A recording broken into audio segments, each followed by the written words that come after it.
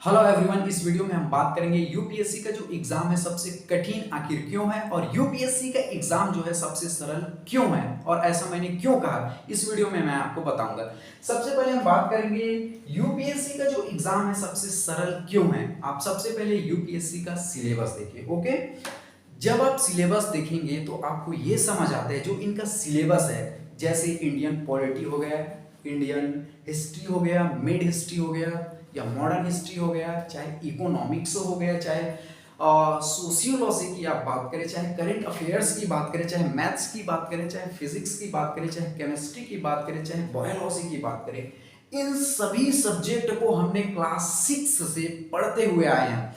कहीं ना कहीं 6 to 10 क्लास तक में या उनके बुक में ये सभी जो सिलेबस है आपको बेस से आपको देखने या पढ़ने को मिलेगा, जिसे हम पढ़ के निकल भी चुके हैं। और स्पेशली जिन्होंने 11th में आर्ट्स ग्रुप ज्वाइन किया है उनके लिए और काफ़ी सरल हो जाते हैं, क्योंकि उनका जो पकड़ है इंडियन पॉलिटी या हिस्ट्री या इकोनॉमी या फिर फिलोसफी हो गया या फिर सोशियोलॉजी हो गया, उनमें सबसे अच्छी पकड़ होती है। जो इंजीनियरिंग या अदर साइंस के जो छात्रों को काफ़ी टफ लगता है ये वाला सब्जेक्ट है।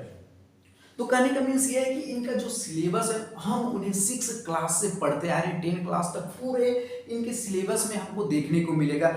जिस सब्जेक्ट में आप ग्रेजुएशन किए हैं उनका भी सब्जेक्ट यहाँ पर यूपीएससी में समाहित रहता है। कहने का मीन्स ये है कि इनके जो सिलेबस है उनको हम कितने वर्षों से पढ़ते आ रहे हैं और इन्हीं कि जो सिलेबस को कितने वर्षों से हमें एग्जाम भी दिलाते आ रहे हैं, उसके बावजूद भी हम बोलते हैं कि यूपीएससी का एग्जाम इतना टफ क्यों है। ये टफ इसलिए हो जाता है क्योंकि हमारी मेंटलिटी जो पावर है या मेंटलिटी जो हम स्ट्रांग नहीं है, हम दूसरों की बातों पर आ जाते हैं।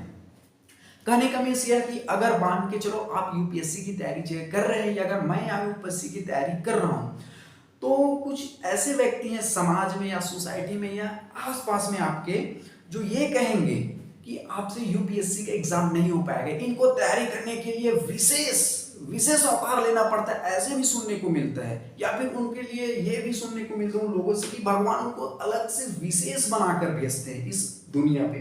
तो कहने का मीन्स ये है कि वो लोग ऐसे ऐसे कमेंट पास करते हैं जिससे हमारी मेंटलिटी जो है, एबिलिटी है, वो जो है कहीं ना कहीं क्षति हो जाता है और हम उनसे भी ज्यादा मूर्ख होते हैं कि हम उनकी बातों को मान लेते हैं। कहने का मीन्स ये है कि वो व्यक्ति की हम बात मान लेते हैं जिन्होंने कभी स्कूल का तो मुख नहीं देखा, या तो उनको सिलेबस का पता भी नहीं है, या तो वो खुद आज किस स्तर पर है, अनसक्सेसफुल है। अगर वो अनसक्सेसफुल है व्यक्ति हमको बोल दिया तो हम मान भी लेते हैं और उनको तैयारी करना भी छोड़ देते हैं। इसलिए मैंने कहा कि उनसे बड़े मूर्ख हम हैं। अरे हमको पता होना चाहिए अपनी एबिलिटी क्या है, हमारी पोटेंशियल क्या है।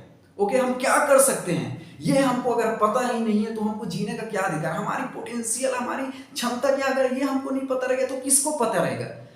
तो कहने का मीन्स ये है कि यूपीएससी का एग्जाम इसलिए सरल है कि इसे हम बचपन से पढ़ते हैं, इसलिए टफ हो जाता है कि कुछ लोग जो है हमारी मेंटलिटी जो प्रेशर देते हैं या हमारी माइंडसेट को क्षति करने का प्रयास करते हैं। इसलिए आप मेंटलिटी स्ट्रांग रहे, आप फिजिकली स्ट्रांग होना हो डजंट मैटर, लेकिन आपको इस फील्ड में अगर आते हैं या दुनिया के कोई भी काम करते हैं तो आपको मेंटलिटी स्ट्रांग होना बहुत जरूरी है।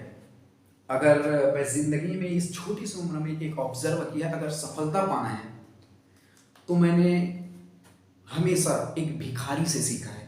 कहने का मीन्स ये है कि अगर आपको सफलता पाना है तो एक भिखारी से सीखो। आप जब देखेंगे भिखारी को, चाहे बस स्टॉप पर हो, चाहे ट्रेन पर हो या कहीं मेले पर हो, हाट पर हो, वो जो है सभी लोगों से पैसे मांगते रहता है।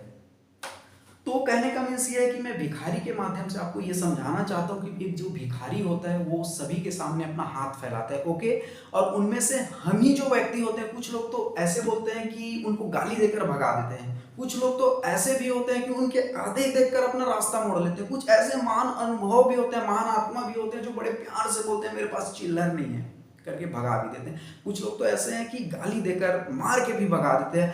तो उनसे हमें एक सीख मिलती है कि उनका मेंटलिटी जो स्ट्रांग है, कितना पावर है, उनको ये भरोसा रहता है कि कोई ना कोई तो मुझे उस दिन या उस दिन जिस दिन वो मांग रहा है उस दिन कोई ना कोई तो मुझे वो पैसा देगा और उस जो पैसा देगा उससे उस दिन का गुजारा हो जाएगा। कहने का मीन्स ये है कि उसे कितने लोगों ने ठुकराया, कितने लोगों ने गाली दिया, कितने लोगों ने मार भी दिया, लेकिन उनको अपने ऊपर एक बात का भरोसा है कि कोई ना कोई मुझे तो पैसे देगा, और उस पैसे से उस दिन उनका गुजारा निकल भी जाता है। तो कहने का मीन्स ये है कि इतनी जो दीनदायी स्थिति में भी रहकर जो भिखारी है, इतनी मेंटलिटी स्ट्रांग रहता है और अपने जीवन का गुजारा भी कर लेता है। अरे उनसे हमें सीखना चाहिए। हमारे पास आज जो है, या मैक्सिमम बच्चे जो यूपीएससी की तैयारी कर रहे हैं या जिस भी फील्ड में तैयारी कर रहे हैं, आज उनके पास कितनी सुविधा है, लाइट की सुविधा है, आपके पास घूमने के लिए बाइक है, रहने के लिए अच्छे कमरे हैं, अच्छे पंखे हैं, घूमने के लिए बाइक हो गए, एलईडी टीवी है आपके घर में, मोबाइल है, आपका मन चाह आपको टाइम वेस्ट करने के लिए मनोरंजन का साधन है, फिर भी आपको पढ़ने के लिए इतनी सुविधा दी जा रही है, फिर भी आप कुछ भी फील्ड में सफल नहीं हो पाते। अपने आप को कोसते रहते हैं आप कि काश मेरे को भगवान ऐसा नहीं दिया, वैसा नहीं दिया। ये सिर्फ ऐसा कहकर आप अपने आप को सिर्फ बेवकूफ बनाते हैं। पिछले जमाने में तो, या पिछले समय में भी तो हमारे बीच ऐसे ऐसे उदाहरण है जिनके पास तो पढ़ने के लिए लाइट नहीं था, खाने के लिए खाना भी नहीं था, पहनने के लिए कपड़े भी नहीं था, फिर भी वो लोग इतने महान, हमारे देश के महान देश के अगर बोला जाए तो सबसे हस्ती में से एक गिना जाता है। तो उनसे हमें सीखना चाहिए। उस जमाने को और आज की जमाने को अपने आप से कंपेयर कीजिए। हमारे पास सच चीज भी सुविधा है, उसके बाद भी आज हम कुछ नहीं कर पाते। अगर मैं एक बात और बता दूं, अगर हमारे पास से हमारी ग्रेजुएशन डिग्री को अगर हमसे अलग कर दिया जाए तो हम एक खाली डिब्बे के समान है। ओके, मेरा कहने का मीन्स ये है कि दूसरों को कोसने के बजाय आप अपने आप को कोसिए।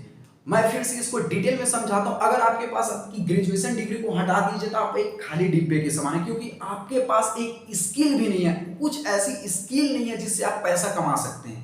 ओके, तो कहने का मीन्स ये है कि आपके पास हुनर होना चाहिए, आपके पास मेंटलिटी पावर एबिलिटी होनी चाहिए आपके पास सफलता पाने के लिए। और यही सफलता का सबसे बड़ा मूल मंत्र है, आप मेंटलिटी स्ट्रांग रहे। ओके, और दूसरी बात यह है कि सफलता को कोई शॉर्टकट तरीका नहीं होता। ओके, मेहनत जो है अपना जो टाइम मांग लेती है, मेहनत जो सफलता है वो अपना मेहनत मांग लेती है। इसमें आपको कहीं पर भी आलस्य नहीं करना चाहिए जिंदगी में। और मेरा भरोसा है इस बात को लेकर, इस छोटी सी उम्र में, कि मेहनत के बगैर कुछ होता ही नहीं है। आपको मेंटलिटी स्ट्रांग होना बहुत जरूरी है।